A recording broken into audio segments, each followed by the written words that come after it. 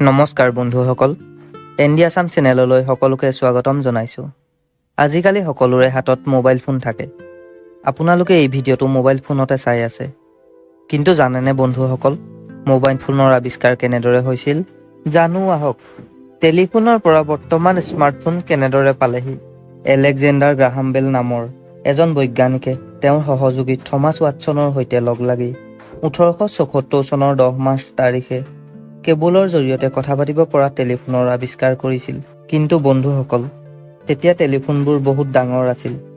লাহে লাহে টেলিফোনৰ আকাৰ সৰু হ'বলৈ আৰম্ভ কৰিল। তাৰ পিছত 1973 চনত প্ৰথম ৱায়াৰলেছ মোবাইল ফোনৰ আৱিষ্কাৰ হ'ল।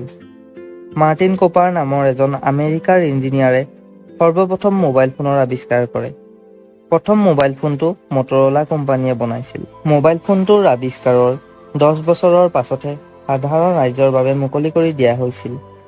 এই মডেলটোৰ নাম আছিল মটৰলা ডাইনেটিক 800X। এই মোবাইলটোৰ ওজন আছিল 2 কেজি। এই মোবাইলটো চাৰ্জ দিওঁতে প্ৰায় 10 ঘণ্টা সময় লাগিছিল। মোবাইলটো এবাৰ চাৰ্জ দিয়াৰ পাছত 30 মিনিটৰ ওচৰা ওচৰি কথা পাতিব পাৰিছিল। সেই সময়ত এই মোবাইলটোৰ দাম আছিল 3 লাখ টকা। সেই সময়ত মোবাইল ফোনত কেৱল কথা পাতিবহে পাৰিছিল। তাৰ পিছত লাহে লাহে মোবাইল ফোনত আপডেট হৈ আহিল। SMS সেৱা, টাইম, ডেট আদি চাব পৰা হ'ল। তাৰ পিছত স্মাৰ্টফোন আহিল।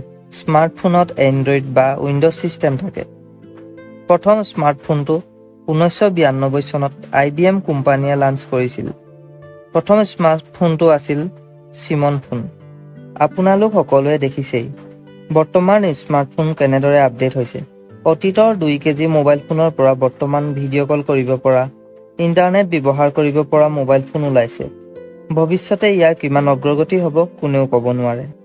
আমাৰ ভিডিঅ'টো যদি ইনফৰ্মেটিভ লাগিল, ভিডিঅ'টো লাইক কৰি আমাক উৎসাহিত কৰিব আৰু ভৱিষ্যতে এনে ইনফৰ্মেটিভ ভিডিঅ' পাই থাকিবলৈ চেনেলটো ছাবস্ক্ৰাইব কৰি কাষত থকা বেল আইকনটো প্ৰেছ কৰিব।